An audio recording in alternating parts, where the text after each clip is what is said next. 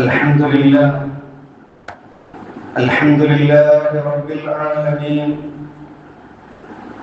نحمده ونستعينه ونستغفره ونستهديه ونؤمن به ونتوكل عليه ونعوذ بالله من شرور أنفسنا ومن سيئات أعمالنا من يهده الله فلا مضل له ومن يضلل فلا هادي له وأشهد أن لا إله إلا الله وحده لا شريك له وأشهد أن محمدا عبده ورسوله أرسله بالهدى ودين الحق ليظهره على الدين كله ولو كره المشركون أما بعد فإن خير الحديث كتاب الله وخير الهدي هدي محمد صلى الله عليه وسلم وشر الأمور محدثاتها وكل محدثة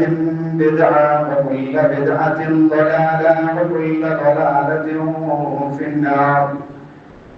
اللهم صل على محمد وعلى آل محمد كما صليت على إبراهيم وعلى آل إبراهيم إنك حميد مجيد.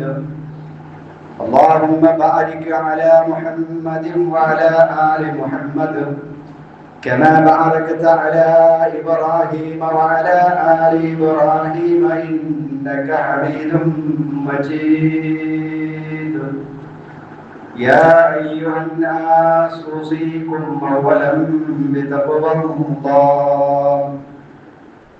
أعوذ بالله من الشيطان الرجيم. بسم الله الرحمن الرحيم. يا أيها الناس اتقوا ربكم الذي خلقكم من نفس واحدة وخلق منها زوجها وبث منهما رجالا كثيرا ونساء واتقوا الله الذي تساءلون به والأرحام إن الله كان عليكم رقيبا.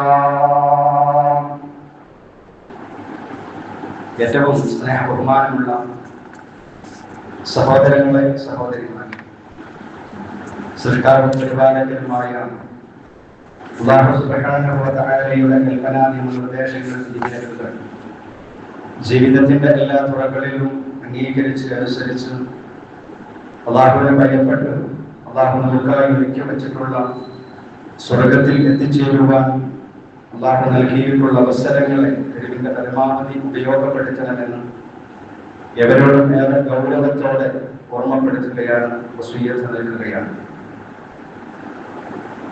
ജീവിതത്തിൽ വളരെ പ്രധാനമായി നാം ശ്രദ്ധിക്കേണ്ട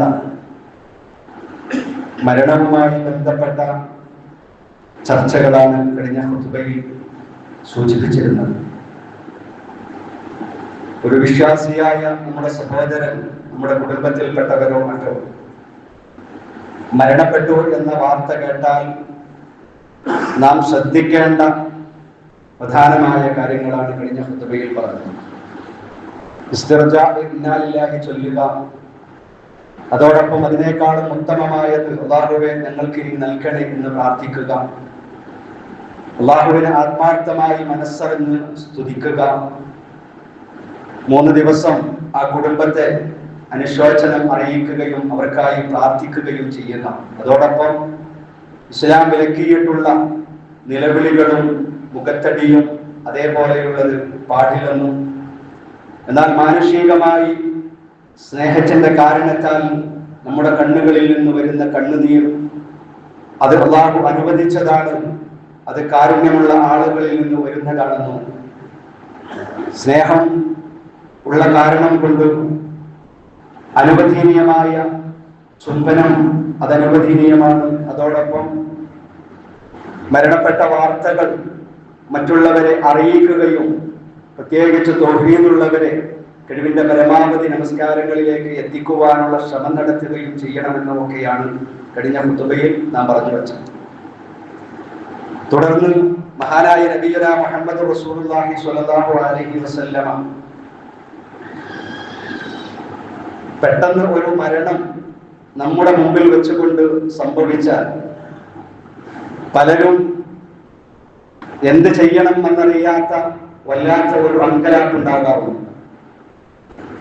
അതുകൊണ്ട് തന്നെ പ്രാഥമികമായി പെട്ടെന്ന് നാം ചെയ്യേണ്ട ചില കാര്യങ്ങൾ അല്ലാഹുവിന്റെ റസൂൽ നമുക്ക് പഠിപ്പിച്ചു തന്നിട്ടുണ്ട് ഹദീസുകൾ. അബൂ സലമ റളിയല്ലാഹു അൻഹു മരണപ്പെട്ട ഉടനെ അല്ലാഹുവിന്റെ റസൂൽ അബൂ സലമയുടെ വീട്ടിലേക്ക് കടന്നു ചെന്നതും എന്നിട്ട് ആദ്യമായി നിമിതങ്ങൾ ചെയ്തത് വഖദ് ശഖ്ഖ ബസറഹു ഫഅഹ്മദ, മഹാനായ അബൂ സലമ റളിയല്ലാഹു അൻഹുവിന്റെ കണ്ണ് അടച്ചു കൊടുക്കുകയാണ് ചെയ്തത്. കാരണം റസൂലുള്ളാഹി തങ്ങൾ പിന്നീട് പറഞ്ഞു, ഇന്ന റൂഹ ഇദാ ഖുബിദ തബിഅഹുൽ ബസ്വർ, ഒരു മനുഷ്യൻ മരണപ്പെടുമ്പോൾ അവന്റെ ആ ആത്മാവിനെ അവന്റെ കണ്ണ് പിന്തുടരും എന്നാണ് അല്ലാഹുവിന്റെ റസൂൽ പറഞ്ഞത്. കണ്ണ് തുറന്ന് അവന്റെ ആ ആത്മാവിനെ അവന്റെ കണ്ണ് പിന്തുടരും. അതുകൊണ്ട് മരണപ്പെടുന്ന വ്യക്തികൾ നല്ലൊരു ശതമാനവും അവരുടെ കണ്ണ് തുറന്നു കിടക്കാനാണ് സാധ്യത. അത് നിങ്ങൾ പെട്ടെന്ന് അടച്ചു കൊടുക്കണം. ഇല്ലെങ്കിൽ പെട്ടെന്ന് അടച്ചു കൊടുത്തിട്ടില്ലെങ്കിൽ കുറെ കഴിഞ്ഞാൽ പിന്നീട് കണ്ണ് അടച്ചാലും അടയില്ല. അത് മറ്റുള്ള ആളുകൾക്ക് മയ്യത്ത് കാണുമ്പോഴും കുളിപ്പിക്കുമ്പോഴും ഒക്കെ വല്ലാത്ത പ്രയാസകരമായ സാഹചര്യം ഉണ്ടാകും. അതുകൊണ്ട് ആരാണോ അവിടെയുള്ളത്, അങ്ങനത്തെ സാഹചര്യങ്ങളൊക്കെ നമുക്ക് വരാം. അതുകൊണ്ട് അവിടെ ഒരു അങ്കലാപ്പിലാകാതെ പെട്ടെന്ന് കണ്ണടച്ചു കൊടുക്കണം എന്ന് നബി സല്ലല്ലാഹു അലൈഹി വസല്ലമ പറഞ്ഞു. പിന്നീട് വേണ്ടത് നബി സല്ലല്ലാഹു അലൈഹി വസല്ലമയുടെ ഹദീസിനെ വിശദീകരിച്ചുകൊണ്ട് ഫുഖഹാക്കൾ പറയുന്നത്, മയ്യത്ത് ആ സമയത്ത് ധരിച്ചിരുന്ന വസ്ത്രം അഴിച്ചു മാറ്റുക എന്നതാണ്. വിവാഹബന്ധ നിഷിദ്ധമായ തൊടലും കാണലും ഒക്കെ അനുവദനീയമായ ആളുകളാണ് അത് ചെയ്യാൻ ഏറ്റവും കൂടുതൽ ബന്ധപ്പെട്ടത്. ഇല്ലെങ്കിൽ ഇതിനായ നമുക്കും ചെയ്യാവുന്നതാണ് പെട്ടെന്ന്. കാരണം ആത്മാവ് പോകുന്ന സമയത്ത് അതിൻ്റെ ആ മരണത്തിന്റെ വെപ്രാളത്തിൽ അവരുടെ ശരീരത്തിൽ നജസ്സുകളാകാനുള്ള സാധ്യത ഏറെയാണ്. അതുകൊണ്ട് മയ്യത്ത് ഉടുത്തിരുന്ന വസ്ത്രം അടിച്ചു മാറ്റുകയും മുഖവും ശരീരവും മറയുന്ന വിധത്തിലുള്ള ഒരു വസ്ത്രം കൊണ്ട് ആ മയ്യത്തിനെ ശരീരം മൂടുകയും ചെയ്യുക. ഇതൊക്കെ പെട്ടെന്ന് ചെയ്യേണ്ട, അവിടെ ആരാണോ ഉള്ളത്, നമ്മളാണെങ്കിൽ നമ്മൾ ഒരാളെയും കാത്തിരിക്കാതെ പെട്ടെന്ന് ചെയ്യണം എന്നാണ് നബി സല്ലല്ലാഹു അലൈഹി വസല്ലമ തങ്ങൾ പറഞ്ഞത്. പെട്ടെന്ന് ചെയ്യേണ്ട കാര്യങ്ങൾ. എന്നിട്ട് പിന്നീട് നബി സല്ലല്ലാഹു അലൈഹി വസല്ലമ പറയുന്നത് വേഗം ആ മയ്യത്തിന് വേണ്ടി പ്രാർത്ഥിക്കുക എന്നതാണ്. അത് മയ്യത്ത് നമസ്കാരത്തിന് വേണ്ടി മാത്രമല്ല, ഒരു മയ്യത്ത് മരണപ്പെട്ടു എന്ന വാർത്ത അറിഞ്ഞാലും അവിടെ എത്തിയാലും മരിച്ചു എന്ന് ഉറപ്പായാൽ ഉടനെ ആ മയ്യത്തിന് വേണ്ടി ആത്മാർത്ഥമായി ദുആ ചെയ്യണം. ലാ തദഉ അലാ അൻഫുസികും ഇല്ലാ ബിഖൈർ. ആ ഹദീസിന്റെ വാക്യ റസൂലുള്ളാഹി പറയുന്നുണ്ട്, നിങ്ങൾ ഒരിക്കലും ഒരു മയ്യത്തിന് വേണ്ടിയും ഖൈറിന് വേണ്ടിയല്ലാതെ പ്രാർത്ഥിക്കാൻ പാടില്ല. അവനെ ശപിക്കുകയോ മോശമായി ചിത്രീകരിക്കുകയോ മരണപ്പെടാത്ത വ്യക്തികൾക്ക് വേണ്ടി തന്നെ മോശമായി ഒന്നും പറയാൻ പാടില്ല. പ്രത്യേകിച്ച് ഒരാൾ മരിച്ചു കഴിഞ്ഞാൽ അവ ഒരുപക്ഷെ നമ്മുടെ വലിയ ശത്രുക്കളായാകാം, അല്ലെങ്കിൽ മറ്റുള്ള പല നിലക്കും നമ്മളെ ഉപദ്രവിച്ചവരാകാം. ആരാണെങ്കിലും മരണപ്പെട്ടവരെ ദുഷിച്ചു പറയുക എന്നത് ഇസ്ലാം വളരെ ആക്ഷേപിച്ചിട്ടുള്ള കാര്യമാണ്. നിങ്ങൾ നല്ലതല്ലാതെ മയ്യത്തിന്റെ പറ്റി നിങ്ങൾ പറയരുത്. എന്നിട്ട് റസൂലുള്ളാഹി തുടർന്ന് പറഞ്ഞു, നമ്മളൊക്കെ ശ്രദ്ധിക്കേണ്ട ഒരു കാര്യമാണ്, ഫഇന്നൽ മലായികത യുഅമ്മിനൂന അലാ മാ തഖൂലൂൻ. ഓരോ ദിവസവും നമ്മൾ മരണവാർത്ത അറിയുകയും അവിടെ സന്ദർശിക്കുകയൊക്കെ ചെയ്യുന്നവരാണ്.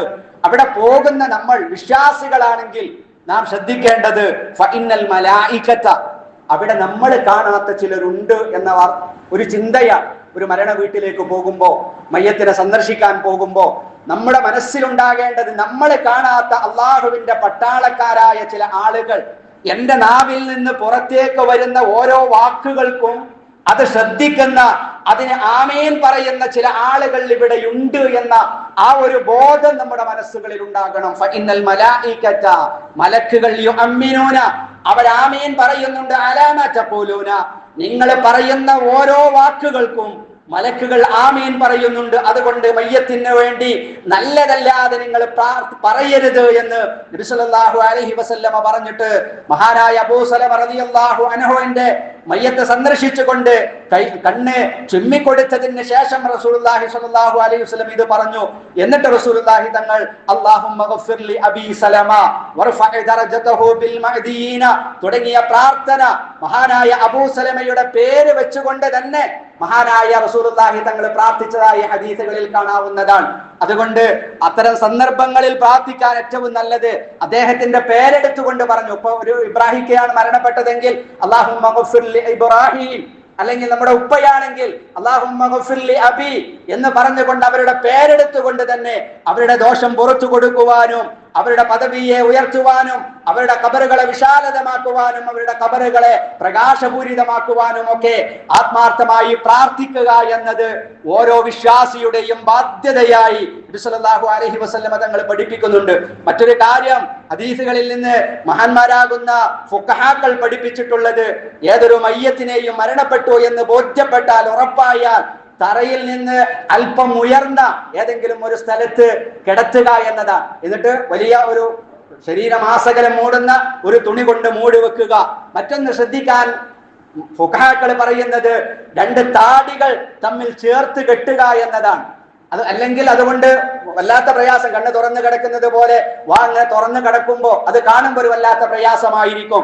അതുകൊണ്ട് താടികൾ തമ്മിൽ ചേർത്ത് കെട്ടുകയും കൈകാലുകളുടെയൊക്കെ സന്ധികൾ അതിനെ ഒന്ന് മയപ്പെടുത്താനും അതൊന്ന് നിവർത്തി എല്ലാം ഒന്ന് ലെവലാക്കാൻ ശ്രദ്ധിക്കണം. ആ മരണപ്പെട്ട ഉടനെ ആരാണോ ഉള്ളത്, അല്ലെങ്കിൽ പല മയ്യത്തുകളെയും നമ്മൾ കാണാറുണ്ട്, പിന്നെ കാലൊക്കെ മയ്യത്ത് കൊണ്ടുവരുമ്പോ കാലൊക്കെ ഇങ്ങനെ വളഞ്ഞൊക്കെ നിൽക്കുന്നത്, അത് ആ സമയത്ത് ആ ചൂടാറുന്നതിന്റെ മുമ്പ് ആ കൈയും കാലും ഒന്ന് നിവർത്തി ലെവലാക്കി ശരിപ്പെടുത്താത്തതിന്റെ പ്രയാസങ്ങളാണ്.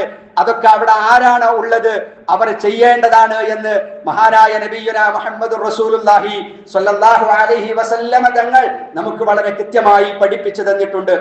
ഇനി എന്റെ പ്രിയപ്പെട്ട സഹോദരങ്ങളെ, ഇവിടെയും നമുക്ക് കാണാവുന്ന ചില കാര്യങ്ങൾ, പലതും ചെയ്യേണ്ട ആളുകൾ ചെയ്യാതെ അതിനൊക്കെ നാട്ടിൽ കൂലിക്ക് ആളെ കിട്ടുമെന്ന് മനസ്സിലാക്കി അതിനൊക്കെ അത് അറിയാവുന്ന ചില ആളുകൾ അതൊന്നും എനിക്ക് നടക്കൂല, എനിക്ക് ചെയ്യാൻ കഴിയില്ല എന്ന് പറഞ്ഞുകൊണ്ട് സ്വന്തം വേണ്ടപ്പെട്ടവർ പോലും മാറി നിൽക്കുന്ന പല സാഹചര്യങ്ങളുമുണ്ട്. നല്ല ഒരുപാട് മക്കളുള്ള പിതാക്കളുടെ മയ്യത്ത് നമസ്കാരത്തിന് പോലും മയ്യത്ത് കുളിപ്പിക്കുവാനോ എല്ലാം മയ്യത്ത് ഖബറിലേക്ക് ഇറക്കി വെക്കുവാനും എല്ലാം അവിടെയുള്ള ചില കൂലിക്കാരെ മാത്രം ഏൽപ്പിച്ച് അവർക്ക് പണം കൊടുത്ത് നമ്മുടെ ബാധ്യത തീരുമെന്ന ഒരു ചിന്ത നമ്മുടെ മനസ്സുകളിൽ ഉണ്ടാകരുത്. മറിച്ച് പരിശുദ്ധമായ ഇസ്ലാം ഏറെ ലളിതമാണ്. ഇസ്ലാം നമുക്ക് കഴിയാത്ത ഒരു കാര്യവും പഠിപ്പിച്ചിട്ടില്ല.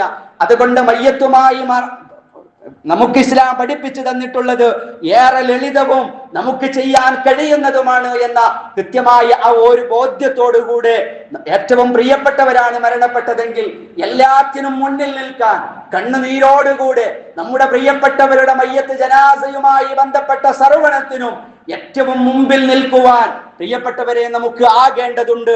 മയ്യത്ത് കുളിപ്പിക്കുക, കഫൻ ചെയ്യുക, അതേ പ്രകാരം മയ്യത്ത് നമസ്കാരം, മയ്യത്ത് ഖബറടക്കുക തുടങ്ങിയ കാര്യങ്ങൾ സാമൂഹിക ബാധ്യതയാണ് എന്ന് പരിശുദ്ധമായ ഇസ്ലാം നമുക്ക് പഠിപ്പിച്ചു തരികയാണ്. മയ്യത്ത് കുളിപ്പിക്കേണ്ടതും അതേ പ്രകാരം പിന്നെ മയ്യത്ത് നമസ്കാരത്തിന് നേതൃത്വം കൊടുക്കേണ്ടതുമൊക്കെ ഏറ്റവും അർഹതപ്പെട്ട ഏറ്റവും അടുത്ത ബന്ധുക്കളാണ് എന്ന് പരിശുദ്ധ ഇസ്ലാം നമുക്ക് പഠിപ്പിച്ചു തന്നിട്ടുണ്ട്. പിന്നെ മയ്യത്ത് കുളിപ്പിക്കുന്നവർ ശ്രദ്ധിക്കേണ്ട ഏറ്റവും പ്രധാനമായ കാര്യം, നമ്മുടെ നാടുകളിലൊക്കെ കേട്ടു പലപ്പോഴും പല ആളുകളും മയ്യത്ത് കുളിയൊക്കെ കഴിഞ്ഞ് മയ്യത്ത് നിസ്കാരമൊക്കെ കഴിഞ്ഞ് സ്വകാര്യമായിട്ടൊക്കെ ഇങ്ങനെ പറയും. ആ മയ്യത്തിന്റെ ന്യൂനതകൾ വിളിച്ചു പറയുന്ന ഒരു സ്വഭാവം അത് പാടില്ല എന്ന് നബി സല്ലല്ലാഹു അലൈഹി വസല്ലം തങ്ങൾ പറഞ്ഞിട്ടുണ്ട്. അത് അന്യരാകട്ടെ സ്വന്തം കുടുംബത്തിലുള്ളവരാകട്ടെ മയ്യത്ത് കുളിപ്പിക്കുന്നവർ ആ മയ്യത്തിന്റെ ന്യൂനത ഒരിക്കലും എന്തെങ്കിലും ഉണ്ടെങ്കിൽ തന്നെ അതൊരിക്കലും പുറത്തു വിടാൻ പാടില്ല. അത് വലിയ തെറ്റായിട്ടാണ് പരിശുദ്ധമായ ഇസ്ലാം പഠിപ്പിച്ചു തന്നിട്ടുള്ളത്. അതോടുകൂടെ കഫൻ ചെയ്യുക, മയ്യത്ത് നമസ്കാരത്തിന് നേതൃത്വം കൊടുക്കുക എന്നത് വിശുദ്ധമായ ഇസ്ലാം വളരെ കൃത്യമായി പഠിപ്പിച്ചിട്ടുണ്ട്. എന്നാൽ അല്ലാഹു സുബ്ഹാനഹു വ തആല സൂറത്ത് തൗബയിൽ ഒരിക്കലും കപട വിശ്വാസികൾക്ക് വേണ്ടി നമസ്കരിക്കരുത് എന്ന് അല്ലാഹുവിന്റെ റസൂൽ വിലക്കിയിട്ടുണ്ട്. വലാ തുസല്ലി അലാ അഹദിൻ മിൻഹും മാത അബദ വലാ തഖും അലാ ഖബരിഹി. തീർച്ചയായും അവർ മുനാഫിഖീങ്ങളായി മുസ്ലിമീങ്ങളായി നിങ്ങളോടൊപ്പം കൂടുകയും എന്നിട്ട് ഇസ്ലാമിനെയും മുസ്ലിമീങ്ങളെയും പരിഹസിക്കുകയും ഇകഴ്ത്തുകയും ചെയ്യുന്ന അത്തരം മുനാഫിഖീങ്ങളായ ആളുകളുടെ മേൽ മയ്യത്ത് നമസ്കരിക്കുകയോ അവരുടെ ഖബറിന് പുറത്തേക്ക് നിങ്ങൾ പോവുകയോ ചെയ്യരുത് എന്നത് വിശുദ്ധ ഖുർആൻ പഠിപ്പിച്ചിട്ടുള്ളതാണ്. ഇവിടെ നാം മനസ്സിലാക്കേണ്ട മറ്റൊരു വിഷയം, ഇന്ന് ഞാനൊരു എക്സ് മുസ്ലിമാണ്, ഒരു കാലത്ത് ഞാൻ വലിയ മുസ്ലിമായിരുന്നു, ഇന്ന് ഇസ്ലാമുമായി എനിക്കൊരു ബന്ധവും ഇല്ല എന്ന് പറഞ്ഞ് ദീനുമായി ഒരു ബന്ധവും ഇല്ലാത്ത ഇസ്ലാമിനെ പരിഹസിച്ച് നടക്കുന്ന നാമധാരികളാകുന്ന ആളുകൾ മരണപ്പെട്ടാൽ ഒരു നിലക്കും അവരെ സന്ദർശിക്കുകയോ അവരുടെ മയ്യത്ത് നമസ്കരിക്കുകയോ ചെയ്യാൻ പാടില്ല എന്നത് ഈ ഖുർആനിന്റെ ആശയം വെച്ചുകൊണ്ട് നാം മനസ്സിലാക്കേണ്ടതുണ്ട്. അതോടുകൂടെ എന്റെ പ്രിയപ്പെട്ട സഹോദരങ്ങളെ, മയ്യത്ത് നമസ്കാരത്തിന് ധാരാളം ആളുകൾ പങ്കെടുക്കുക എന്നത് നമ്മളൊക്കെ ആഗ്രഹിക്കുന്നതാണ്. ഏറ്റവും ചുരുങ്ങിയത് ജീവിതത്തിൽ നമ്മൾ കൊതിക്കേണ്ടത് ഒരു 40 ആളെങ്കിലും, ഞാൻ മരണപ്പെടുമ്പോ ഒരു 40 സ്വാലിഹീങ്ങളായ മുവഹ്ഹിദീങ്ങളായ ആളുകളെങ്കിലും എനിക്ക് വേണ്ടി റഹ്മാനായ റബ്ബിനോട് റെക്കമെൻഡ് ചെയ്യാൻ ഉണ്ടാകണേ എന്ന ആത്മാർത്ഥമായ പ്രാർത്ഥന നമുക്കുണ്ടാകണം. അല്ലാഹുവിന്റെ റസൂല് പറഞ്ഞത്, മാ മിൻ റജുലിൻ മുസ്ലിമീൻ യമൂതു ഫയഖൂമു അലാ ജനാസത്തിൻ 40 റജുല, ഒരു മുസ്ലിമായ മനുഷ്യൻ മരണപ്പെടുകയും ആ മുസ്ലിമായ മനുഷ്യന്റെ പേരിൽ 40 ആളുകൾ മയ്യത്ത് നമസ്കാരം നിർവഹിക്കുകയും ചെയ്താൽ, പക്ഷേ ആ 40 ആളുകൾ എങ്ങനെയുള്ളവരാകണം? വലിയ ജനാസ നമസ്കാരം ഉണ്ടായി എന്നതല്ല ഇവിടെ നാം പ്രാധാന്യമായി കാണേണ്ടത്. ആയിരക്കണക്കിന് ആളുകൾ നമസ്കരിക്കാൻ വന്നു, അതല്ല നാം നോക്കേണ്ടത്. മറിച്ച് ആ ഹദീസിന്റെ ബാക്കി അല്ലാഹുവിന്റെ റസൂല് പറയുന്നത്, ഈ 40 ആളുകൾ എങ്ങനെയുള്ളവരാകണം? ലാ യുശ്രികൂന ബില്ലാഹി ഷൈഅ, അല്ലാഹുവിൽ ഒന്നും പങ്കു ചേർക്കാത്ത, ശിർക്ക് വരാത്ത, ശിർക്ക് ചെയ്യാത്ത, ശിർക്കിനോട് ഒരു നിലക്കും രാജിയാകാത്ത 40 ആളുകൾ ഒരു മയ്യത്തിന് വേണ്ടി റഹ്മാനായ റബ്ബിനോട് നമസ്കാരത്തിലൂടെ റെക്കമെൻഡ് ചെയ്യുകയാണെങ്കിൽ, ശുപാർശ ചെയ്യുകയാണെങ്കിൽ, ശഫഅഹുമുല്ലാഹു ഫീ, അവരുടെ ശുപാർശ അല്ലാഹു സ്വീകരിക്കാതിരിക്കുകയില്ല എന്ന് നബി സല്ലല്ലാഹു അലൈഹി വസല്ലം തങ്ങൾ പഠിപ്പിച്ചിട്ടുണ്ട്. മറ്റൊരു ഹദീസിൽ പറഞ്ഞത്, മാ മിൻ മയ്യത്തി യുസല്ലി അലൈഹി ഉമ്മത്തുൻ മിനൽ മുസ്ലിമീന യബ്ലുഗൂന മിഅതൻ കുല്ലുഹും യശ്ഫഊന ലഹു ഇല്ലാ ശുഫിഉ ഫീ, ഏതെങ്കിലും ഒരു മുസ്ലിമായ ഒരു മനുഷ്യന്റെ മയ്യത്ത് നമസ്കാരത്തിന് മുസ്ലിമീങ്ങളിൽപ്പെട്ട ശിർക്കില്ലാത്ത 100ഓളം വരുന്ന ആളുകൾ മയ്യത്ത് നമസ്കരിക്കുകയും അല്ലാഹുവിനോട് ശുപാർശ ചെയ്യുകയും ചെയ്താൽ തീർച്ചയായും ഇല്ലാ ശുഫിഉ ഫീ, അവരുടെ ശുപാർശ അല്ലാഹു സ്വീകരിക്കാതിരിക്കുകയില്ല എന്ന് നബി സല്ലല്ലാഹു അലൈഹി വസല്ലം തങ്ങൾ നമുക്ക് പഠിപ്പിച്ചു തന്നിട്ടുണ്ട്. അതുകൊണ്ട് എന്റെ പ്രിയപ്പെട്ട സഹോദരങ്ങളെ, മയ്യത്ത് നമസ്കാരത്തിന്റെയും മറ്റും കാര്യങ്ങളെ വളരെ കൃത്യമായി പഠിക്കാനുള്ള സംവിധാനങ്ങളുണ്ട്. നമ്മളൊക്കെ മദ്രസകളിൽ നിന്ന് പഠിച്ചതായിരിക്കും. ഇനി ആർക്കെങ്കിലും എനിക്ക് മയ്യത്ത് നമസ്കാരം നിസ്കരിക്കാം, ഒരു പ്രയാസമില്ല. മയ്യത്ത് നിസ്കാരം എന്ന് പറഞ്ഞാൽ സാധാരണ ജുമ നിസ്കരിക്കുന്നില്ലേ, ആ ജുമ നിസ്കാരത്തിന്റെ പ്രയാസം പോലും ഇല്ലാത്തതാണ് മയ്യത്ത് നിസ്കാരം. 4 തക്ബീർ ഇട്ടാൽ നമുക്ക് അല്ലാഹു അക്ബർ എല്ലാം അറിയും. ഫാത്തിഹ ഓതാൻ അറിയാത്ത ആരെങ്കിലും ഉണ്ടോ? ഒന്നാമത്തെ തക്ബീറിന് ശേഷം ഫാത്തിഹ ഓതണം. രണ്ടാമത്തെ തക്ബീറിന് ശേഷം അത്തഹിയാത്തിന്റെ ശേഷം നമ്മൾ ചെല്ലുന്ന സ്വലാത്ത് അല്ലാഹു അക്ബർ തക്ബീറത്തുൽ ഇഹ്റാം ചൊല്ലിയിട്ട് ആ അല്ലാഹുമ്മ സ്വല്ലി അലാ മുഹമ്മദ് വഅലാ ആലി മുഹമ്മദ് സ്വലാത്ത് എല്ലാം അറിയാത്ത ആരുമില്ല. മൂന്നാമത്തത് മാത്രമാണ് അല്പമെങ്കിലും പ്രയാസമുള്ളത്. നാം ഒന്ന് മനസ്സ് വിചാരിച്ചാൽ നമുക്ക് എത്രയും പെട്ടെന്ന് പഠിച്ചെടുക്കാൻ കഴിയാവുന്ന വളരെ സുദീർഘമായ ഒരു പ്രാർത്ഥന, വിവിധങ്ങളായ പ്രാർത്ഥനകളുണ്ട്. അല്ലാഹുമ്മ ഗ്ഫിർ ലഹു വർഹംഹു വഅഫു അൻഹു വആഫിഹി തുടങ്ങിയ പ്രാർത്ഥന. ഇനി ഒരാൾക്ക് അത് പഠിക്കാൻ കഴിഞ്ഞില്ല എന്നാലും പ്രയാസപ്പെടേണ്ടതില്ല. എനിക്ക് ആ പ്രാർത്ഥന ഞാൻ പഠിച്ചിട്ടില്ല, മദ്രസയിൽ നിന്ന് പണ്ട് പഠിച്ചിരുന്നു, ഞാനത് മറന്നുപോയി, എന്റെ വാപ്പയാണെങ്കിൽ ഇപ്പൊ മരിച്ചു കിടക്കാണ്, അതുകൊണ്ട് എനിക്ക് പ്രാർത്ഥന അറിയില്ല, ഞാനിങ്ങനെ മയ്യത്ത് നിസ്കാരത്തിന് നേതൃത്വം കൊടുക്കുക. ബേജാറാകേണ്ടതില്ല. ഏറ്റവും ചുരുങ്ങിയത് അല്ലാഹുമ്മ ഗ്ഫിർ ലഹു എന്ന് പറയാൻ അറിയില്ലേ? അത് പറയാൻ അറിയാത്ത ആരാളുള്ളത്? മൂന്നാമത്തെ തക്ബീർ കേട്ടുക. പ്രാർത്ഥന അറിയുമെങ്കിൽ അത് പഠിച്ചത് മുഴുവൻ ചൊല്ലുക. ആത്മാർത്ഥമായ റഹ്മാനായ റബ്ബിനോട് ആ പ്രിയപ്പെട്ടവർക്ക് വേണ്ടി നെഞ്ച് പൊട്ടിയിട്ട് റഹ്മാനായ റബ്ബിനോട് ആത്മാർത്ഥമായി പറയുക. ഇനി അതൊന്നും അറിയില്ലെങ്കിൽ അല്ലാഹുമ്മ ഗ്ഫിർ ലഹു വർഹംഹു, അല്ലാഹുവേ ഈ മയ്യത്തിന് നീ പുറത്തു കൊടുക്കണേ, നീ കരുണ ചെയ്യണേ. അതങ്ങനെ ആവർത്തിച്ചാ മതി. എന്നാലും നിസ്കാരം സ്വഹിയാകും. എന്നാൽ ഞാൻ പറഞ്ഞു വന്നത്, എന്നാൽ പോലും എനിക്ക് പ്രാർത്ഥന അറിയില്ല, ഫാത്തിഹ അറിയില്ല, സ്വലാത്ത് അറിയില്ല എന്നറിയാം. പല ആളുകളും മയ്യത്ത് നിസ്കാരത്തിന് നേതൃത്വം കൊടുക്കുന്നതിൽ നിന്ന് പിന്നോട്ടടിക്കാനുള്ള കാരണം, ഞാൻ പ്രാർത്ഥന എനിക്കറിയില്ല, അതുകൊണ്ട് ഞാൻ നിസ്കരിച്ചാൽ നിസ്കാരം സഹിയാകില്ല എന്ന ഒരു ധാരണയാണ്. ആ പ്രാർത്ഥന മുഴുവൻ ചൊല്ലണം എന്നത് നിർബന്ധമൊന്നുമില്ല. മറിച്ച് അല്ലാഹുമ്മ ഗഫിർ ലഹു, മയ്യത്തിന് വേണ്ടി പ്രാർത്ഥിക്കണം എന്നതാണ് മൂന്നാമത്തെ തക്ബീറിന് ശേഷം. നാലാമത്തെ തക്ബീറിന് ശേഷം ഒന്നും ചൊല്ലവും വേണ്ട. നാലാമത്തെ തക്ബീറിന് ശേഷം വേണമെങ്കിൽ ആ മയ്യത്തിന് വേണ്ടി പ്രാർത്ഥിക്കാം. പ്രത്യേകമായ ഒരു പ്രാർത്ഥന നാലാമത്തെ തക്ബീറിൽ ഇല്ലേന്താനും. പിന്നെ എന്താ പ്രിയപ്പെട്ട സഹോദരങ്ങളെ, എന്തിനാണ് നമ്മൾ മാറി നിൽക്കുന്നത്? അതുകൊണ്ട് ഉറപ്പിക്കുക, എന്റെ പ്രിയപ്പെട്ടവർ ആര് മരണപ്പെട്ടാലും ആ മയ്യത്ത് നമസ്കാരത്തിന് ഞാൻ നേതൃത്വം കൊടുക്കുമെന്ന് ചിന്തിക്കാൻ, തീർച്ചയായും തീരുമാനമെടുക്കുവാൻ എനിക്കും നിങ്ങൾക്കും കഴിയേണ്ടതുണ്ട് എന്നതാണ്. അതേ പ്രകാരം മറ്റൊരു കാര്യം ശ്രദ്ധിക്കേണ്ടത്, ജനാസയെ അനുഗമിക്കുക വളരെ പ്രധാനമായ കാര്യമാണ് ഇസ്ലാം. ഇന്ന് പല ആളുകളും മയ്യത്ത് ഒരാൾ മരിച്ചു എന്നറിഞ്ഞ വേഗം വീട്ടിൽ പോയിട്ട് ആ മയ്യത്തിനൊന്ന് കാണും. അവിടെ തലക്കുമ്പുറത്ത് ആരെങ്കിലും ഇരുന്നിട്ടുണ്ടാകുന്ന മുഖം കാണിച്ചു കൊടുക്കാം.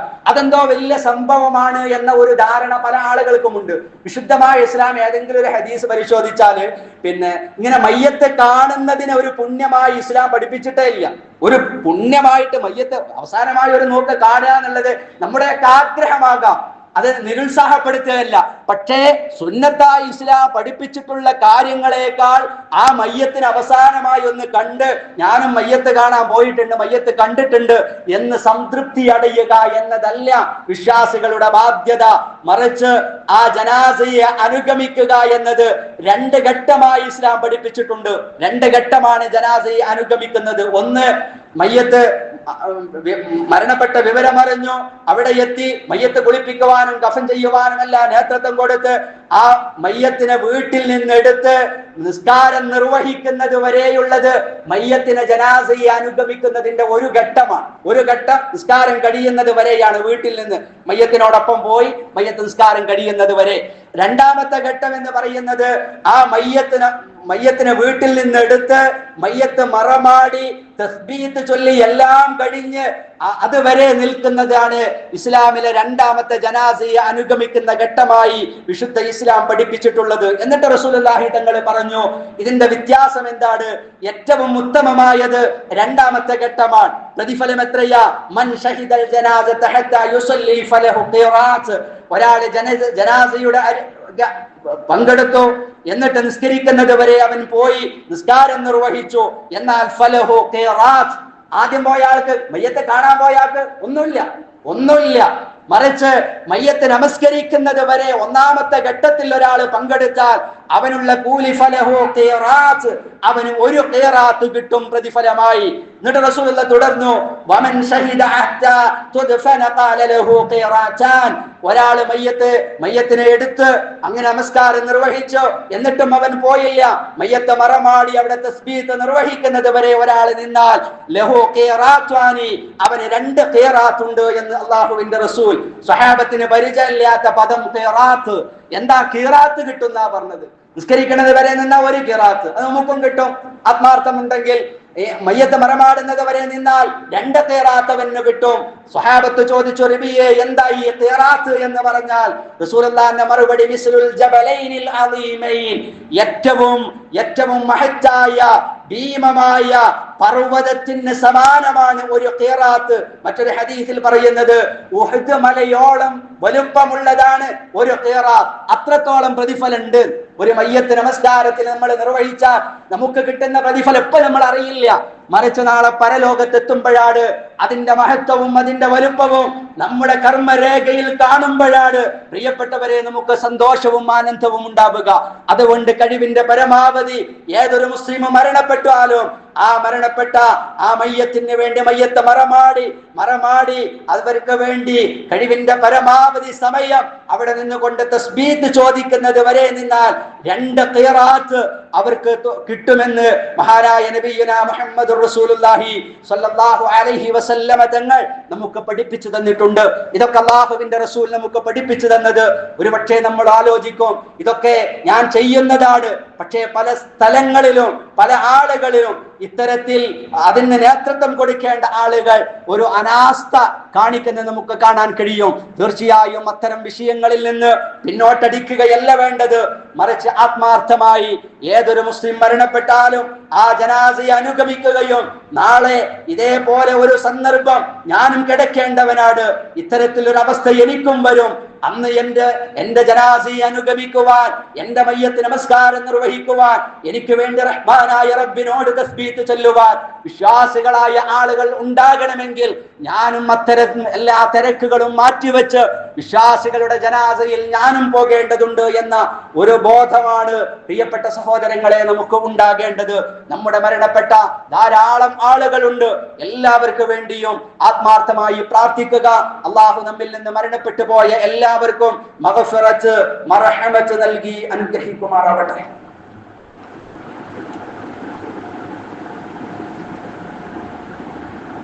അൽഹംദുലില്ലാഹി വകഫാ വസ്സലാത്തു വസ്സലാമു അലാ മൻ ലാ നബിയ്യ ബഅദ.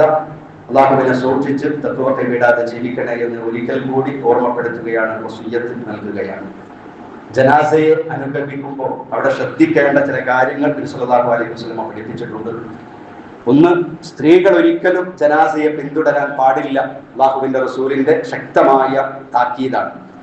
മറ്റൊന്ന്, ആ ജനാസയെ അനുഗമിക്കുമ്പോൾ മൗനം പാലിക്കുകയാണ് വേണ്ടത് എന്ന് ഹദീസുകളിൽ കാണും. ഹദീസുകളിൽ മാത്രമല്ല, ഇന്ന് ജനാസയെ കൊണ്ടുപോകുമ്പോൾ ലാ ഇലാഹ ഇല്ലല്ലാഹ് ചൊല്ലിക്കൊടുത്ത് എന്നിട്ട് അത് ആരെങ്കിലും ചൊല്ലാതിരുന്നാൽ കണ്ടോ ഓൽക്ക് ലാ ഇലാഹ ഇല്ലല്ലയോടുള്ള വിരോധമാണ് എന്ന് പറയുന്ന ആളുകൾ അംഗീകരിക്കുന്ന രണ്ടാം ഷാഫി എന്നറിയപ്പെടുന്ന ഇമാം നവവി റഹിമഹുല്ല പോലും അദ്ദേഹത്തിന്റെ ഗ്രന്ഥത്തിൽ വളരെ കൃത്യമായി ഒരു വ്യാഖ്യാനം പോലും ആവശ്യമില്ലാത്ത വിധം പറഞ്ഞു, ഏറ്റവും ഖൈറായത് അസ്സുഖൂത്തു, മൗനം അവലംബിക്കുക എന്നതാണ് മയ്യത്തിന്റെ പിന്നാലെ പോകുന്നവർ ചെയ്യേണ്ടത്.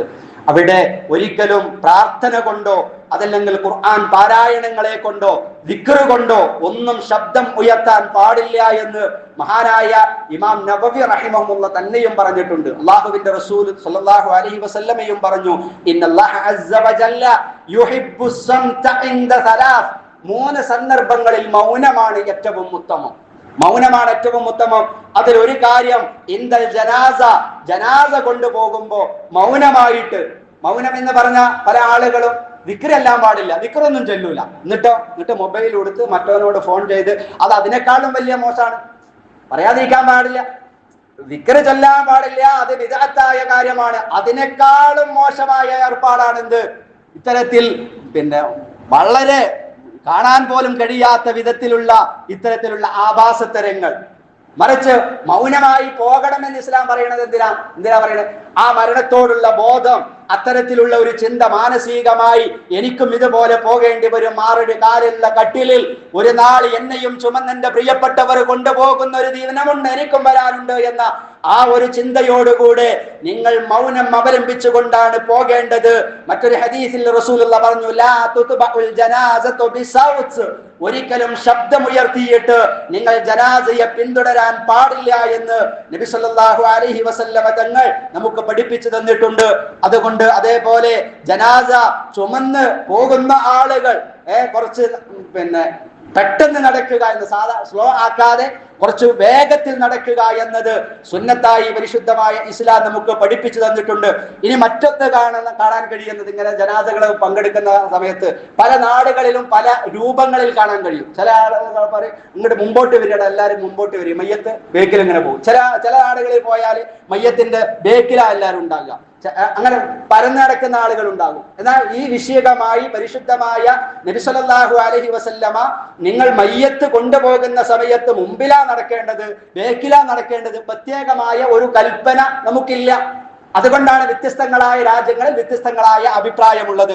അതുകൊണ്ട് മയ്യത്തിന്റെ മുമ്പിലോ അല്ലെങ്കിൽ പിന്നിലോ വലതുഭാഗത്തോ ഇടതുഭാഗത്തോ ഏതിലൂടെ വേണമെങ്കിലും നമുക്ക് നടക്കാം. നടക്കുമ്പോൾ ആ ഒരു മരണത്തിന്റെ ചിന്തയോടുകൂടെ ആ ഒരു മര്യാദയോടുകൂടെ മാത്രം നടക്കണം എന്നതാണ്. എന്നാൽ വാഹനത്തിലാണ് ഒരാൾ പോകുന്നത്, നടക്കാൻ വയ്യാത്തതുകൊണ്ട് സ്കൂട്ടിമേലാ പോകുന്നത്, ആ സ്കൂട്ടിയിൽ പോകുന്ന ആള് മയ്യത്തിനെ ഓവർടേക്ക് ചെയ്യാൻ പാടില്ല എന്ന ഒരു നിർദ്ദേശമുണ്ട്.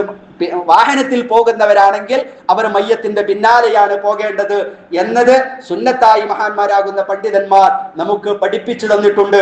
അതോടുകൂടെ മറ്റൊരു കാര്യം ഇതുമായി ബന്ധപ്പെട്ട് റസൂലുള്ളാഹി പറഞ്ഞത് ഇദാ റഅയ്തുമുൽ ജനാസത ഫഖൂമു എന്നതാണ്. നിങ്ങൾ മയ്യത്ത് എവിടെയെങ്കിലും കാണുന്ന ഒരു സാഹചര്യം വന്നാൽ ആ മയ്യത്തിനെ കണ്ടാൽ നിങ്ങൾ മയ്യത്ത് കഴിയുന്നത് വരെ നിങ്ങൾ എഴുന്നേറ്റ് നിൽക്കണം, ഒരു ബഹുമാനമായിട്ട് എഴുന്നേറ്റ് നിൽക്കണം. മയ്യത്തിനെ തുടരുന്ന ആളുകൾ ഒരിക്കലും മയ്യത്ത് നിലത്ത് വെക്കുന്നത് വരെ അവൻ ഇരിക്കാൻ പാടില്ല എന്ന നിർദ്ദേശം നബി സല്ലല്ലാഹു അലൈഹി വസല്ലമയിൽ നിന്ന് നമുക്ക് കാണാവുന്നതാണ്. പഠിക്കുക, അത് ജീവിതത്തിൽ പകർത്തുക. അള്ളാഹു പഠിക്കാനും പകർത്താനും നമുക്കൊക്കെ തൗഫീഖ് നൽകി അനുഗ്രഹിക്കുമാറാവട്ടെ. ഈ നിമിഷം വരെ നമ്മിൽ നിന്ന് വന്നു പോയ എല്ലാ തെറ്റുകളും കുറ്റങ്ങളും റഹ്മാനായ റബ്ബ് നമുക്ക് വിട്ടുപുറത്ത് മാഫാക്കി നൽകുമാറാവട്ടെ. മരണപ്പെട്ടു പോയവർക്ക് അള്ളാഹു മഗ്ഫിറത്തും റഹ്മത്തും നൽകുകയും രോഗം കൊണ്ട് പ്രയാസപ്പെടുന്ന എല്ലാവരുടെയും എല്ലാ രോഗങ്ങളും അള്ളാഹു ശിഫ നൽകി അനുഗ്രഹിക്കുകയും ചെയ്യുമാറാവട്ടെ. اللهم ربنا تقبل دعاءنا انك انت السميع العليم وتب علينا انك انت التواب الرحيم. ربنا آتنا في الدنيا حسنة وفي الآخرة حسنة وقنا عذاب النار واغفر لنا بمغفرتك وارحمنا برحمتك يا ارحم الراحمين.